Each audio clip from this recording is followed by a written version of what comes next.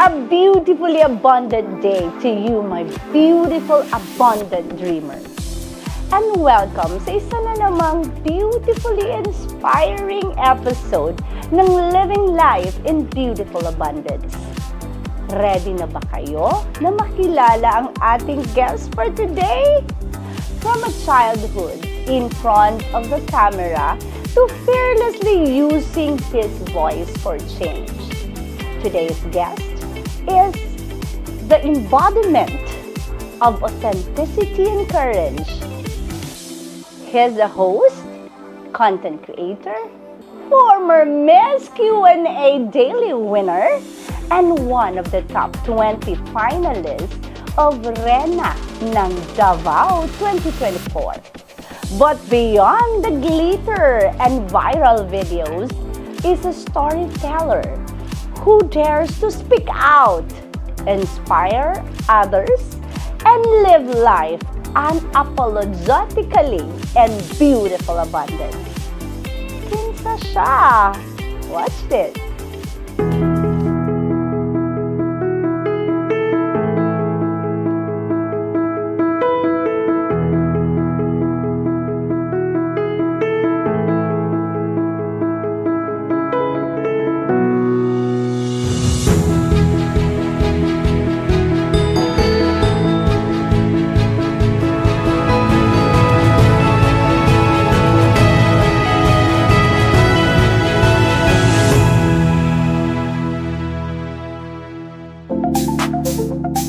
Welcome to Living Life in Beautiful Abundance, Paulo Te. Grabe naman ni. Pau for short, right? Pau, correct. Okay, Pau. Uy, thank you for having me, Mama. Thank you for having me. Of course. Grabe gyud ka nang, I remember a huge fan kay kunin mo. Thank you. Because I watched you before.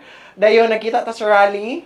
Yeah, nagkita Grabe, ta sa nakita rally. ita sa rally. And we were both wearing blue.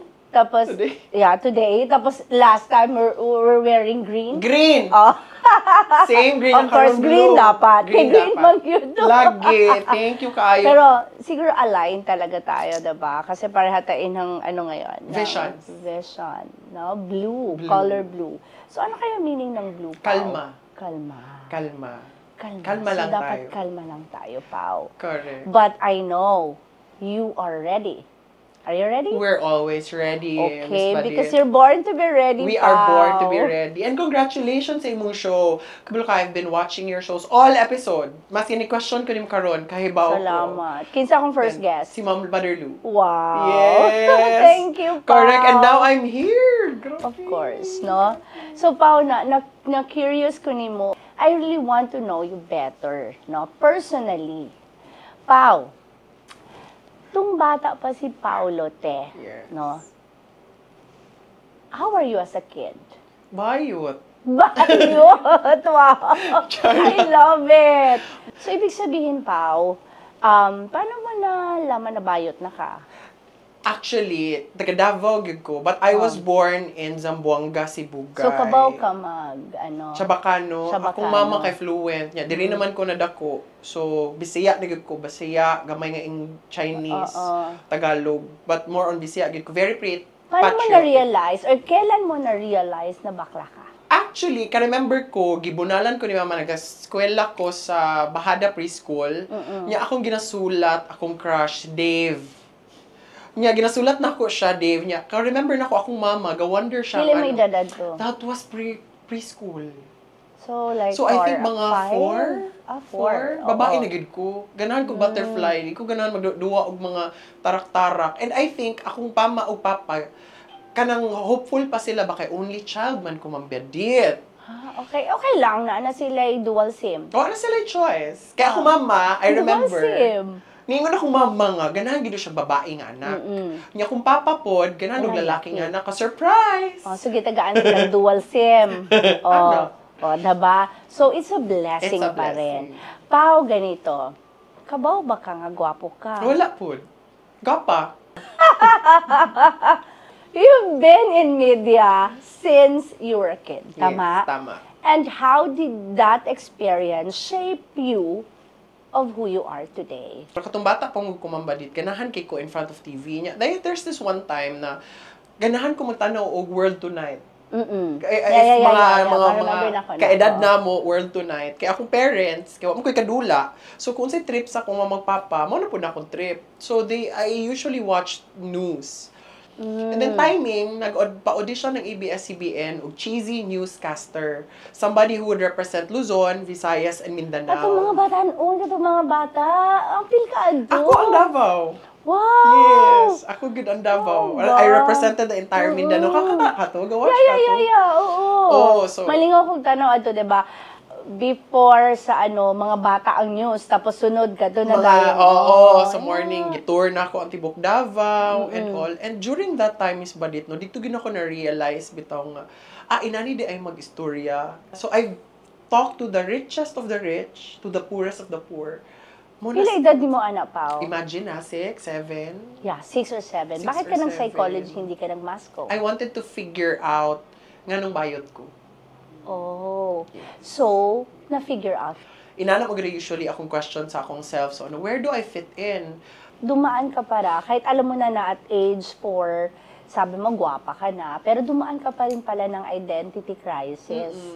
Kasi sabi nga nila, socially influenced or family influence or it's really, hindi siya yung parang sinasabi natin na ipinanganak kang bakla. Do you agree with me? Hindi daw ganun, Pao, eh. Kumbaga, there is a certain influence. Bakit ka naging bakla?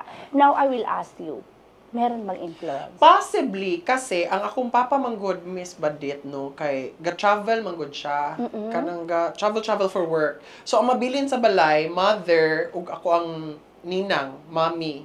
So, ug ang katabang nga babae. So, possibly, makita na ko nga mga arte sila, how they are sa balay, kung maligo, dugay, mag-scrub, mag-lotion. So, medyo, murag na-practice na nako siya, na-adapt na ako siya. So, ako ang visions good, kung unsa sila, mao na ako. Hindi ba nahirapan si Papa? Usually, Papa. Uy, struggle, Miss Badit. Grabe ka struggle. Kay katong bata pa ko, I don't know kung maka-remember ang mga 90s babies, no nga. Uso mo ng pants. Kapag ng pants na ka ng pink, naka ng makeup. Blush on, na ako, ginatago na ko sa bag. So, every morning when I go to school, ako nang ibutang sa akong face. Kabaw ko, tulog akong papa. Siguro I was so preoccupied, nabilin sa balay, sa kwarto ang pants. Tapos? Na pink. So, pag ito na kong school, nakulbaan ako. Because, kabaw ko nga, akong papa musulod sa kwarto, makita niya akong pants na pink. So, to cut the story short, nakita. Pag ulit na ako balay na sa table, sa dining table, ang pulbos. Nag-dinner me, tugnaw na kaayo, bugnaw na akong singo. Nakulbaan ko. Kay ning kong siyang kalit nga, Paulo, sa pamilya ko, walang bading. Agay, we're heading that route. Grabe ang kulba ko. It was a struggle. Until it took me the courage to say, pues ngayon pa na, ana. Tapos, anong reaction mo? Wala ko niya gitinggan. I think 1 month. Pero after that, wala man siya choice. Kailangan man dyan ko niya tingugan. Wala lang po ko nagtingog. But deep inside, I was dying. Kaya di man ko ka-figure out nga, siya man ako ang support. Why can I tell him about my gender? So, paano na-accept niya yon? Na-ay incident yun, Ma'am Badit. So, ihatod ko niya school. Unya, kay isugo ko niya to cross over, mapalit og pandesal, kay mo to kong balon, nitabo ko, hapit ko maligsan. Hapit ko naligsan, igawa siya sakyanan niya akong gihag. Niya, grabe may iyang kurog. So, I felt like, dito ko niya morag ginastorya na. Siguro na-realize akong papa, sumalangit gawa nga morag, niya ako ang anak yun din. So, yeah. Not trying to be emotionally palayo, ang mga tissue palihog. Pero yes, that was my moment sa akong Pero, papa. Pao, no, sabi nga daw nila na, hindi kaya ako naging frustration ng parents ko kasi bakla ako. Have you ever asked yourself about that? Many times. Many times. Kasi sa panahon na to, dili pa man kayo celebrated ang LGBT. So, I keep on asking the same question. Where do I fit in? Where do I belong? Why am I like this, Miss Buddy? Especially na, ang una talagang dapat maka-accept sa'yo is your family, right? Yes. Pero, we cannot deny the fact na even our family cannot accept the brutal fact. So now that you are doing this vlog, you have this so-called yung nagbibigay ka ng komentaryo or whatsoever, your opinion and everything. What does it mean for you to be unapologetically yourself, in a word that often expects you to fit in? It's rough, no? Pero I guess it has something to do with the root cause nga nung unapologetic ko. Because people has been silencing me for the longest time. Just because I don't fit in a society na ganahan sila na makita ko. They want me to be a specific color, size, or how I speak. So, katunay mo kung unapologetic, no, Miss Badith, I realize it's a gift for myself to actually just embrace the fears of the little Paulo way back, the hurts of the little Paulo way back. So now that I am already out of my shell, I shouldn't be unapologetic. I kanang okay ra gyud ko, kanang di ko mag-sorry because this is me who I am. Love me, hate me or hate me. What fuels this passion for your advocacy? You know, when I started sa TikTok, no, I never really wanted to be known. Di ba ko na ako makonsider akong self-known at this moment, Miss Badith, no? But I'm just blessed about this support na nadawat na ako from the people, especially from the Mindanaoans and the mga Bisaya. Good kasagaran, majority, but may ilan-ilan from the Tagalog. But to answer your question, unsa gyud ang nag-fuel na ako? Pain. Pain. When you say pain from the past? Do you have struggles from the past? Na makaingon ka na you have this so-called pain in your heart na you cannot just let go of that pain, and that is why your contents or everything that you're doing is all about your pain? Partly on my own, but the pain is rooted. Nag-start yun na siya when parang feeling na ako nakuhaan kong tatay when PRRD was taken to The Hague. I felt like the administration stole something from me. So it was more on pain of myself, pain as a Dabawenyo, pain as a Mindanaon, and a child's pain. Imo kong gikwaan of tatay. And I'm very emotional about it, Ms. Badith. When we speak of gikwaan kag tatay, no, I just want to clarify things. Napa ba mong papa? Oh, that is why. So, unsa nahitabo? Kay Papa? So, my gosh, I cannot put into words, you know, I don't think I would be able to share it to everybody without disappearing in a bottle of tears. But I will try to compose myself. As an only child, man good, Miss Badith, I only have two wings. Akong mama, akong papa. When I lost him in 2014, it was a heavy day good for me. Kaya pag matanak ko in the morning, ningon siya pa, I wasn't really feeling well. But I have to go to work. Pero siya na, katulog rin na pa. Yan na lang ko, bakit it was just an ordinary day. Nakanang, oh my gosh, tama ginagingon sa mga tao, no? Nakanang, you cherish every day na kauban mong loved ones kaya you'll never know what's gonna happen next. Tomorrow. Pag uli na ako sa work, I was sleepy. Ako pa, okay, rakan siya na, I'm not, dili kay ko feel okay. Ako pa, you try to rest. Because he was 77, by the way. 76. Then, isaka ko sa kwarto, my mom woke me up. Niya na siya nga, si Papa murag not feeling well. And then, all of a sudden, nag-heart attack na siya. He cannot breathe. Higawas ko sa balay, asking for help. Gasyagit gyud ko. Kanang, anak din na no, pag when you're in panic, what na ko'y labot, how would you look like? Sa itsura. I was screaming for help. Walay mo parang nga sakyanan. And then, gitabang namin sa mga pikas balay. And then, the only words, pag sulod na mong taxi, nakapangutana pa ko niya, Miss Badith. Like, pa, okay ra ka, ni tubag pa siya, okay okay ra ko. Pero pag abot na mong hospital, ni gawas ko sa taxi, na nisyagit ko, help. The only thing that I can remember na ingon ang nurse, kay code blue. Which I think, kabalo, ako kasabot's meaning. Pero that time, I knew that it was not a good news. Until I saw him nag-resuscitate. Then, anak na tong doctor na pa, magpaalam ka na sa papa mo. I will pronounce him dead. Dito ko nga kanang napako sa state of shock. Kanang anak day mawad-an o ginikanan no, di lalim. Dili siya lalim. Actually, Lalim. ako po, nawadan po kong papa. At is ikaw, ano siya, kanang na-istorya pa ni mo, no? So ako, wala na gid pa. Nakatulog lang siya, no? Pero rest well naman. Kumbaga parang nagpahinga lang talaga si papa ko at age 80. Grabe. Sakit. So, sakit. Now, Pao, no, you are crying, you are in pain kasi nawalan ka ng sabi mo nga nawalan ka ng isang pakpak.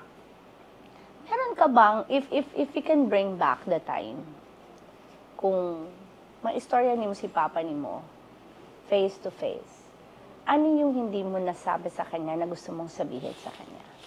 Una, inuno ko, I miss you. Mingaw ko niya, Miss Badit. Kanang, do I make him proud? With all the achievements, all these years, proud ba siya na ako? Namagod one time nga, nagaway akong mama o papa ba? Nya, murag siguro, na wrong send siya na ako. And then, puna ko siya gitingugan o siguro a week. And then, siguro ni message na lang siya na ako nga, Pao, mahal kita. Lagi mo tandaan. Uy, so mani, uy, dito maghila kay gupagwapa na ta diri is bad. Ang gilakanay mo dito diri, but I remember him saying na, just pray to God always, and your papa will always be here for you. Di ka na ako pasagdan. Ug I love you so much. So that is why, yung sinasabi mong nawalan ka ng isang pakpak, naalang di ay na dira, Pao, no? And he's with you until now. Diba? Kumbaga, ginagabayan ka niya. Diba? So, Pao, what kind of impact do you hope? Gusto na ko ma-remember nila that there's this Dabawenyo, a very patriotic Dabawenyo who stood up for himself, na who's confident what to say, na without hesitation. So I want them to remember ba nga, there's a safe space ako ang content that you would be able to relate as a Bisaya, na di ta padaog-daog, manukol ta, oy, kay naagi manamak ba nato because some notion, ang tanaw pagdiapo nila, when you say about somebody living in Mindanao, we're from the Sub-Saharan, Agaray. Sub-Saharan. So, di gid ko musugot na daog-daogon. So, I got to stand for my co-LGBT nga. Huy, bayot pa gani na, ha? Na musukol. Pero di ba, makita mo yung mga bakla, kumbaga, they really, meron talaga yung name na na-build, even sa community, kundi international. So, Pao, na-mention mo kanina na nawalan ka ng tatay, your biological father, and you also feel na nung kinidnap si PRRD, nawalan ka rin ng ama. Again. So, ano yung relationship mo na na-build with the former president? Ay, sobrang dami.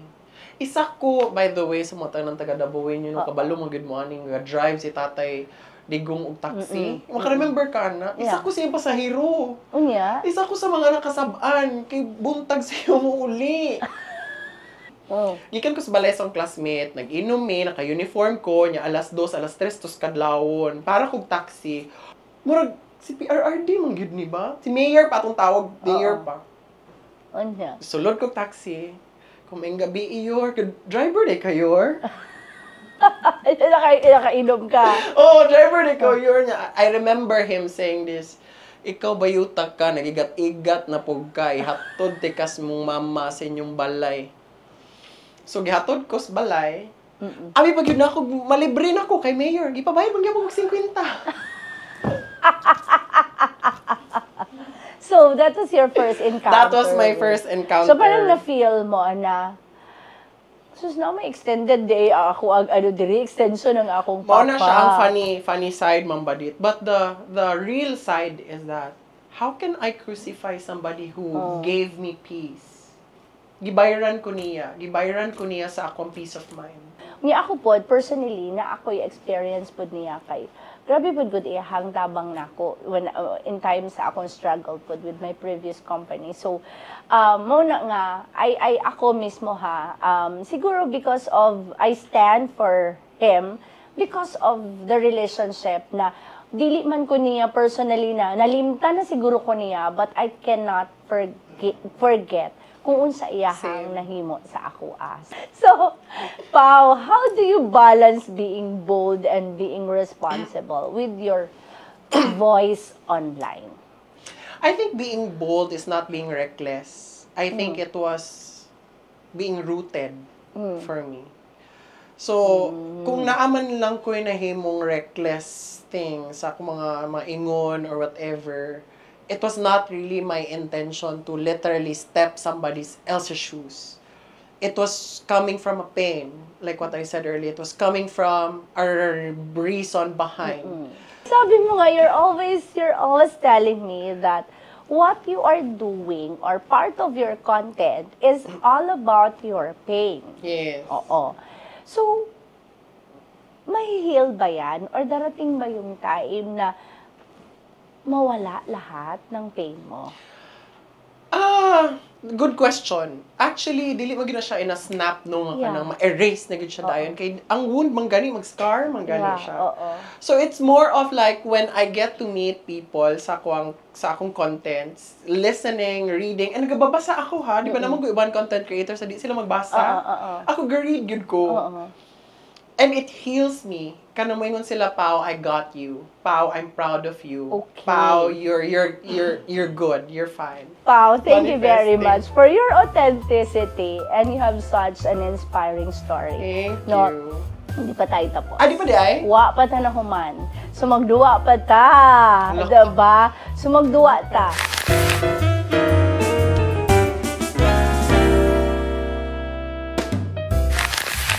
Kung isa kang ipis, paano mo ipaglalaban ang world peace kahit gustong-gusto ka na nilang apakan? Kung ako ay isang ipis at gusto kong i-promote ang world peace, magaganap lamang yan sa takdang panahon dahil kakagatin ko muna kayo siguro lahat isa-isa para malaman nyo anong ibig sabihin ng peace, para maintindihan ninyo kung saan kami nanggagaling na peace doesn't require fighting but it requires biting. Pao, kung pwede kang maghapunan kasama ang tatlong taong buhay man o yumao na. Patay, buhay or patay, no? Sino sila at ano ang ihahain mo sa kanila? Isa ka na doon. So, focus boy ako. Isa ka na doon. Okay, sino pa? Mother Teresa. Patay. Patay. Okay. Tatlong buhay, tatlong patay. Does it require... Dalawa, isa na lang. PRRD. Okay. Wow, kasama ko dun sa tatlo. Oo naman. Oh my God. Nakablue tayong dalawa. Oh, amazing. Pao. Pagkain. Anong pagkain? Sa'yo? Siguro Blue Marlin. Unsa pa? Sa imo? Dili, kay PRRD. Kay PRRD Diet Coke. Pagkain, hindi drink. Pagkaon? Munggos. Pwede siya munggos. Ay, Mother Kay- Teresa. Mother Teresa. Tinapay na siguro na siya. Hinapay sa klase na Ano na ginagawa. siya? Masikun sa.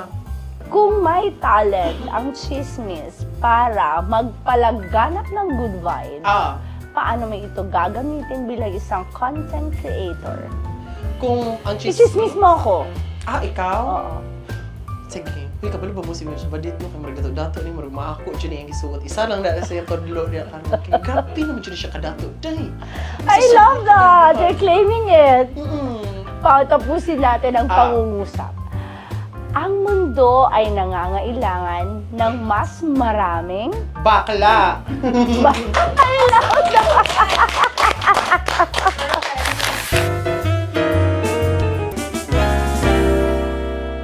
Now, let's go back to your beautifully abundant story, Pao. Yes. Seryoso na po tayo. How does living life in beautiful abundance mean for you? I think it's not through material things. Okay. It's all about, I think for me, waking up with a grateful, happy heart, which is very important. Kanang di okay ra gyud ko nga di. I think my family and my partner knows that na wa jud ko ga dream madato. I do not even dream of becoming famous. What's your message to your to the young individuals who are still struggling with sabihin na natin self-acceptance? Well, sometimes karon you can say you are bruised but you're not broken. In your own time, in your own pace. Remember, you're not more than and you're not less than. The world needs you just as you are. Paulo talaga ha. Badit. Paulo, thank you for reminding us that living in beautiful abundance means embracing our truth. Diba? Using our voice and standing tall even when it's not easy. Yes. Diba? You've shown us that self-expression isn't just about style or social media, no? It's all about the substance, the conviction, Thank you. and the love for the people. And of course, as a token of appreciation, my gratitude to you Uy, ang lakas for na niya. sharing your inspiring journey, no? Thank We would like to give you this beautiful abundance perfume. Oh, Kumot kaayo niya siya, thank no? you, kaayo. May it remind you, Pao, that your presence lives a beautiful fragrance in every space you step into. Bold, unapologetic, and full of life. Thank you. What's your final message to the world? Thank you. You always have to love one another, pray for one another, and fight for one another. Thank you very much, Pao. And to our viewers, may Pao's story inspire you to live boldly, love fully, and speak up for what matters. Dahil sa mundong ito, authenticity is the real crown. Follow me at Badith Ipanag on Facebook, TikTok, and YouTube for more inspiring stories from real people. This is Living Life in Beautiful Abundance, where every story is a celebration of strength, truth, and purpose. Until next time! Until next time, follow me, Paulo Pen, TikTok account. Yeah.